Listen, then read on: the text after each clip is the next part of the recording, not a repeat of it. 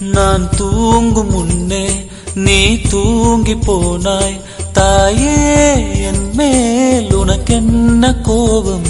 கண்ணான கண்ணே, என் தெய்வ பெண்ணே, கண்ணில் தூசி நீ ஊத வேண்டும்.